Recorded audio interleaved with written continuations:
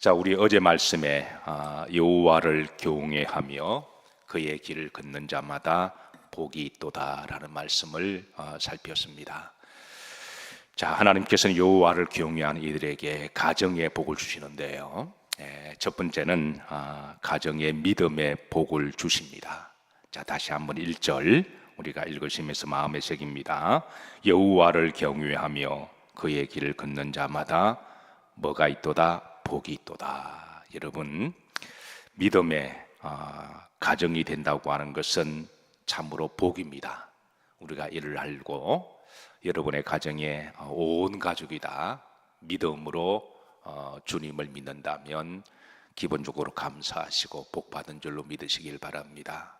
아직 그렇지 못한 분이 한 사람이라도 있으면 이를 위해서 여러분은 평소에 믿음의 본을 잘 보이시고 잘 섬기셔서 그게 누구라고 할지라도, 그게 아내든 남편이든 심지어 자녀라고 할지라도, 손주라고 할지라도 이제 뭐 계급 따지지 말고 나이 따지지 말고 우선 구원받는 게 중요한 거잖아요. 그러니까 믿음의 본을 잘 보여서 최소한 천국 갈 수 있도록 그렇게 천국을 선물하시길 바랍니다. 자, 가정에 이제 온 가족이 믿는다고 하는 것은 사실 영이 하나가 된다는 거잖아요. 하나님은 영이시니 그래 우리가 믿음 생활은 영성 생활입니다. 그래서 여러분 영이 하나가 된다고 하는 것은 이제 마음이 하나가 되는 것이고, 또 마음이 하나가 되면 생각이 같은 것이고, 생각이 같으면 말이 같은 것이고, 그리고 말이 같으면 삶의 형태가 같아집니다. 사실 영이 다르면 이게 생각이 같을 수가 없어요. 또 생각이 다르면 마음이 같을 수가 없습니다. 마음이 다르면 말이 같을 수가 없죠. 말이 다르면 행동이 다를 수밖에 없습니다. 그래서 한 가정에 이 사람은 이 종교 믿고 이 사람은 저 종교 믿으면 한 사람은 주일날 교회 가고 한 사람은 절에 가고 뭐 이렇게 되면 그 가정은 영이 달라서 그게 신앙적 갈등이 얼마나 큰지 몰라요. 그래서 가정에 기본적으로 이제 영이 같다고 하는 것은 복입니다. 그래서 그런 가정들은 하나님께 감사하시고 또 복받은 줄로 믿으시기를 바라고, 그래서 여호와를 경외하며 그의 길을 걷는 자마다 하나님이 가정에 먼저 믿음의 복을 주세요. 사도행전 16장 31절에 보시면 이런 말씀이 있습니다. 주 예수를 믿으라 그리하면 너와 내 집이 뭐를 받으리라? 구원을 받으리라. 이 말씀은 나 한 사람 예수 믿는다고 해서 자동적으로 그 집이 다 구원받는 것은 아니에요. 나 한 사람만 믿으면 자동적으로 구원받는 게 아니라 이 말씀은 먼저 예수님을 믿은 사람이 그 가정이 구원받도록 복음화되도록 기도하고 노력하고 잘 섬기라는 말씀입니다.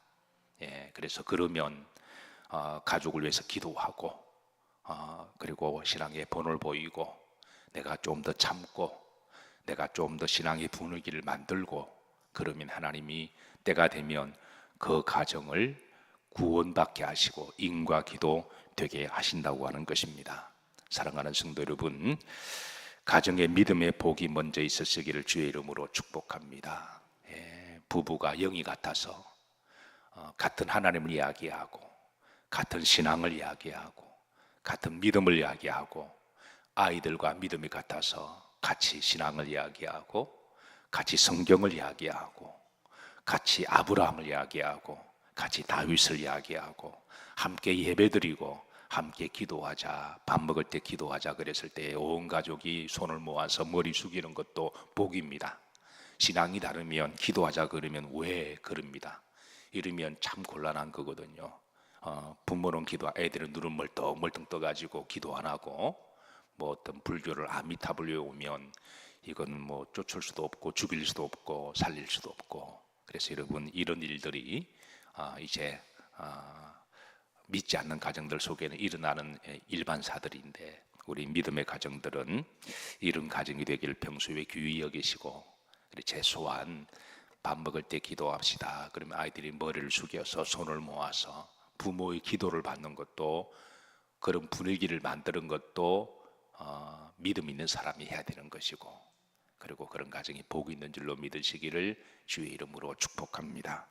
자, 두 번째 2절입니다. 자, 하나님을 잘 믿는 가정은요 노동의 복을 주세요. 2절입니다. 합독합니다. 내가 내 손이 수고한 대로 먹을 것이라. 내가 복되고 형통하리로다. 자, 수고한 대로 수확을 하고, 내가 수고한 대로 노동의 가치를 인정을 받고 수고한 대로 대우를 받는다고 하는 그런 복입니다. 127편에 제가 이 부분에 대해서 좀 잠깐 말씀을 드렸지만, 우리가 열심히 수고한다고 해서 다 대가를 거두는 것은 아니죠. 왜냐하면 하늘에서 비가 내려야 되고요, 하나님이 비를 주셔야 되고, 그리고 농작물에 병충해가 들지 않아야 되고, 그리고 내가 수고한 것이 도둑질 당하지 않아야 되고, 누가 빼앗아가거나 사기치지 않아야 되고, 이런 것들을 기본적으로 잘 지켜주셔야만 우리가 내가 뿌린 대로 거둘 수가 있습니다. 또 그런가 하면 여러분, 또 내가 수고한 대로 내가 노동의 가치를 인정받는다고 하는 것, 이거 여러분, 이것도 쉬운 일이 아니에요. 자, 우리나라 시급이 얼마죠? 우리나라가 올해 시급이 이제 9,860원입니다. 9,860원이면 이제 하루 8시간 노동이 정한 기본적인 8시간, 그리고 하루 5일, 8시간 하루 5일 40시간이죠. 그렇게 해서 이제 한 달 정도 대략 계산하면 한 205만 원, 10만 원 정도가 됩니다. 물론 자기가 좀 더 하루에 더 시간을 일할 수도 있고, 그리고 주 5일이 아니라 6일 할 수도 있고, 그리고 또 밤에 잔압을 하면 노동시간 후에 그러면 또 근로수당이 붙어서 어떤 사람은 한 300에서 400 정도 받는다고 그러더군요. 또 그런가 하면 기술직 노동자들은 하루 일당이 보통 20만 원, 40만 원 사이 왔다 갔다 해서, 제가 아는 어떤 분은, 제 가족 중에 어떤 분은 인테리어를 하시는데요, 기술직입니다. 기본적으로 하루에 일당이 40만 원이래요. 저도 깜짝 놀랐습니다. 그러니까 한 달에 못 벌어도 700에서 1,000원 번다는 거예요. 야, 우리나라가 이렇게 잘 살게 되었구나. 다시 한번 하나님이 우리나라를 축복하셔서 이렇게 내가 노동한 대로 뿌린 대로 수확을 거둔다고 하는 것은, 그거는 복이라고 하는 거죠. 여러분, 중국이 많이 발전되었다 그랬잖아요. 중국이 많이 발전되고 잘 살았다 그러지만 중국 사람들의 시급으로 계산하면 한 80만 원 정도 받습니다. 열심히 일합니다. 특별히 중국의 이 산간 지방에는 여성들도 큰 통나무를 치고 노동을 하거든요. 산에서 큰 농도, 그 남자같이 일을 합니다. 그런데 그런 데는 시급이 계산하면 한 달에 40만 원밖에 안 된다는 거예요. 그것도 북경이나 좀 도시에 가서 일을 해야 남자들이 열심히 하고 한 80만 원 정도 받고요. 자, 그런데 태국은 얼마 정도 시급으로 계산해서 한 달 받느냐 계산해 보니까, 태국 같은 경우는 한 25만 원 정도 받는다 그래요. 베트남도 마찬가지고요. 그러니까 베트남이나 태국이나 여성들은 한 25만 원, 남자들은 한 40만 원 정도, 그 언저리 왔다 갔다 하는 거예요. 몽골 같은 경우는 25만이라 그럽니다. 그래서 몽골 한 25만 원, 30만 원 왔다 갔다 하고요. 그러면 저 아프리카 지역은, 아프리카 대륙에는 아프리카 대륙에 한 54개국 있잖아요. 그 가운데 그래도 케냐라고 하는 나라는 그래도 좀 잘 산다고 하는 지역인데요, 케냐가 한 달에 받는 월급이 한 17만에서 20만 원 된다는 거예요. 북한은 얼마 받을까요? 북한은 한 달 월급이 5천 원입니다. 그러니까 여러분, 동남아시아에 있는 분들이 우리나라에 많이 들어오시잖아요.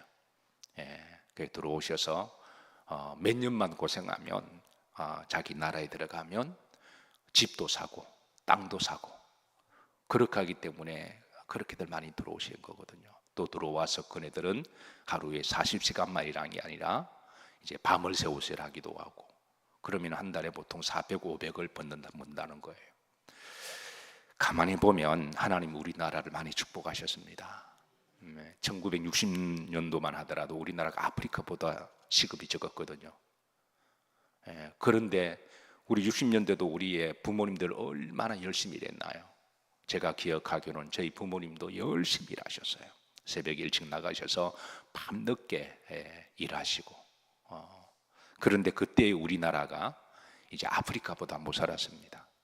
그런데 지금은요, 하나님 우리나라를 축복하셔서 우리 그리스도인들이 하나님께 열심히 기도하고, 또 그리스도인들이 누구보다도 성실하고 신실하게 산 사람들이잖아요. 우리나라의 분위기를 그렇게 잘 만들어 주셔서 건강한 나라가 되도록, 예수님을 잘 믿는 사람들이 이제 남을 잘 섬기고 베풀고, 또 직장에 가면 열심히 일을 하고 선한 영향력을 미쳐서 우리나라가 이렇게 이제 많이 발전하게 된 줄로 믿습니다. 1980년대만 하더라도 우리나라의 꿈의 나라는 일본이었습니다. 가까이 기도하고요. 그런데 올해에 지난달에 우리나라가 일본의 소득을 따라잡았다 그래요. 그게 이제 GNI라고 하는 수치가 있는데요. 우리는 흔히 GDP를 이야기하잖아요. 1인당 국민 총생산을 계산할 때에. 근데 GDP보다 더 정확한 게 GNI라고 하는 수치인데, 이게 유엔에서 산정하는 방식이라 그래요. 그러니까 GDP는 그 나라가 생산하는 총 이제 수입의 양을 이야기를 하죠. 그래서 국민의 수의 n분의 1로 나누어서 그 국민의 1인당 소득은 얼마다 이렇게 계산하는데, 이제 GNI는 그 나라가 벌어들인 총 수입의 금액과 또 그 나라가 또 나가는 돈도 있을 거 아니겠어요. 수입을 들어왔으면 수출하는 돈도 있을 테고, 벌어들인 돈과 나가는 돈 다 계산하고 순수하게 남는 돈 가지고 국민의 n분의 1로 나눴을 때 나오는 수치가 정확한 거예요. 유엔에서 GNI 수치로 일본을 올해 계산하니까 35,800달러 정도가 됩니다. 1인당 35,800. 우리나라는 36,500달러입니다. 그러니까 우리나라가 이제 일본을 앞선 거예요. 응감생신, 여러분 그런 날이 오리라고 우리가 누구가 생각했나요? 1980년대만 하더라도요, 우리나라보다 일본이 100년을 앞섰다 말을 했거든요. 일본은 우리가 살아있는 동안은 따라잡을 수 없는 꿈의 나라다 그랬는데요. 근데 문제는 지금 일본은 계속 경기가 좋지 않아서 하락세가 추세고 N 가격이 점점 내려가는 추세여서 우리나라는 어떻든 간에 힘든다 그래도 이상하게 조금씩 올라가고 있잖아요. 살기도 좋아지고 의료도 좋아지고, 그리고 온 동네도 깨끗하고, 그래서 유럽에 있는 사람들이 대한민국에 와서 참 살기 좋은 나라다. 왜냐하면 유럽은 우리보다 한 10,000불 정도를 더 벌거든요, 우리나라보다. 그런데 유럽은 우리나라보다 나가는 돈이 많습니다. 미국이나. 왜냐하면 기본적으로 집값, 그리고 자동차 값, 보험료 값이 비싸가지고요. 이거는 기본적으로 집값, 자동차, 보험료는 한 2,500불, 3,000불은 매달 나가야 됩니다. 근데 그거 빼고 나면 우리나라는 막말로 차 없어도 살잖아요. 전철 얼마나 잘 되어 있나요? 버스가 또 얼마나, 또 전철값, 버스값이 얼마나 산가요? 그래서 우리나라가 훨씬 살기가 좋다라는 거예요. 그래서 하나님이 우리나라를 축복하셔서 노동한 대로 우리가 그 대우를 받을 수 있다고 하는 것은 복이에요. 또 우리가 받는 수입이 조금 적으면요, 한 달에 조금 300 정도보다 적으면 국가에서 또 제조세 생계비도 준다 그러더라고요. 저는 아직 나이가 안 돼서 받지를 못했지만 그게 또 40만 원, 80만 원씩 또 그렇게 주고, 어쨌든 하나님이 우리나라를 축복하셔서 내가 수고한 대로 쏘아갈 수 있다고 하는 건 그건 복입니다. 그리고 여기 이 말씀은 내가 수고한 대로 내가 먹을 것이라, 이 말은 수고한 대로, 이 말씀은 우리 믿는 사람들이 기본적으로 노동의 성실함을 포함하고 있습니다. 그래서 우리 믿는 사람들이 아무 일도 하지 않고 감나무 아래에서 하나님 나에게 복을 주옵소서 그러면 떨어지는 그런 감밖에 없어요. 그래서 우리가 교회 와서 열심히 기도했다면 내 삶의 현장에 열심히 내가 수고의 성실함을 해야 되는 거죠. 우리가 학생들은 학교에 가면 열심히 공부하고, 그리고 이제 또 직장인들은 직장에 가서 열심히 일을 하고, 또 학자들은 또 연구실에서 또 열심히 연구하고, 각자 맡은 일을 최선을, 노동의 성실함이 있을 때 하나님은 이제 축복하셔서 내가 수고한 대로 먹을 것이라 그렇게 하신 것처럼 우리나라가 곧 국민 GNI가 이제 내년에 한 4만 달러 정도 올라가기를 기도하고, 그리고 또 이제 하나님 앞에 귀하게 축복받는 나라가 되기를 기도하고 축복합니다. 자, 세 번째, 이제 여호와를 경외하는 가정에 주시는 세 번째 복은요, 아내의 복입니다. 아내의 복인데 3절입니다. 합독합니다. 내 집 안방에 있는 내 아내는 결실한 포도나무 같으며, 그랬습니다.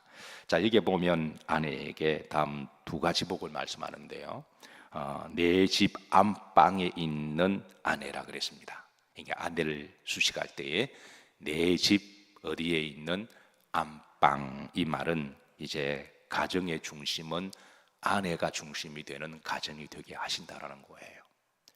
우리나라가 복음화가 덜 되었을 때, 유교적인 방식일 때는 가부장적인 제도가 있었습니다. 가부장적인, 가정에서도 대장 노릇하는 사람이 남편이었고 밖에 나가도 남자 중심의 사회였는데, 그런데 예수님을 잘 믿고 난 다음에는 밖에서는 남자들이 활동을 하더라도 집에 들어오면 이제 아내 중심으로 되어가는 가정으로 바뀌었습니다. 그것이 복된 가정입니다.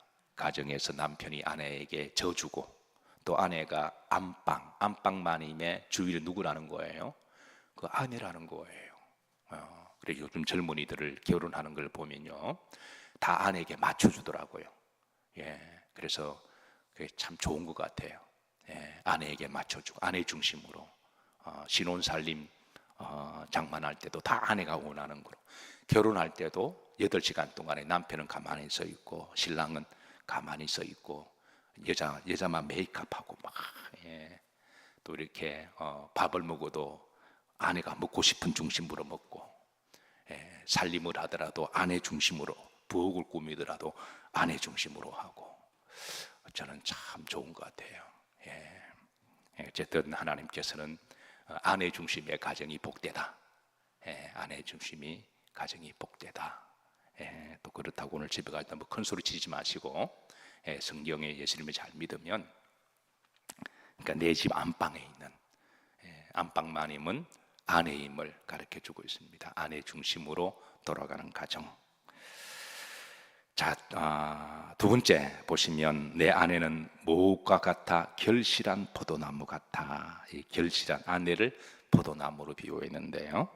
자, 여기는 히브리인들의 세 가지 영적 의미가 있습니다. 첫 번째는 이제 기본적으로 풍요로움을 상징합니다. 포도나무가, 나무 하나가 한 5천 송이의 열매를 맺는데죠. 나무 한 그루에 5천 송이 열매를 맺는. 그래서 이제 포도송이 열매는 직관적으로 풍성함을 그렇게 보여주고 있습니다. 두 번째 다산을 상징하죠. 이제 자녀의 복을 주시고, 하나님이 품 안에 있는 어미의 품을 통하여 자녀들이 잘 자라게 하시고, 이제 가정에 이제 자녀의 복을 주시는 것. 세 번째는 이 포도는 기쁨을 상징합니다. 즐거움과 또 달달한 맛을 주고 기쁨과 즐거움을 상징하는데, 잠언 18장 22절에는 아내를 얻는 자가 복이 있나니, 아내를 얻는 자가 복이 있고 여호와께 은총을 받은 자니라 그랬습니다. 오늘 여기 계신 남자분, 우리 박근호 군사님 밖에, 우리 박근호 군사님, 김기미 군사님 밖에 안 계시는데, 아내를 얻은 자가 뭐가 있다고요? 복이 있는 줄로 아시기를 주의 이름으로 축복합니다. 아마 시편 128편 3절과 나머지 절은 다음 주 수요일 날 더 해야 될 것 같은데, 그때 남편들을 다 데려오세요. 제가 다시 한번 반복해서 이제 아내가 얼마나 복된 것인지 알고, 아내를 얻은 자가 복되고 여호와께 뭐를 입었다? 은총을 입었다. 말씀을 정리합니다. 성전에 올라가는 15편의 시편 가운데 2편이 가정을 위한 기도고 찬송입니다. 이는 가정을 위해서 기도하고, 또 가정이 믿음의 가정이 되도록 또 노력하고 애를 쓰라고 하는 말씀이거든요. 그래서 또 가정에 복을 받으면 그거는 이제 마치 복의 권원과도 같은 것이죠. 그래서 가정에 복을 받으셔서, 그래서 이렇게 믿음으로 행복한 가정이 되시고 다 구원받는 이제 가족들이 되시기를 주의 이름으로 축복합니다.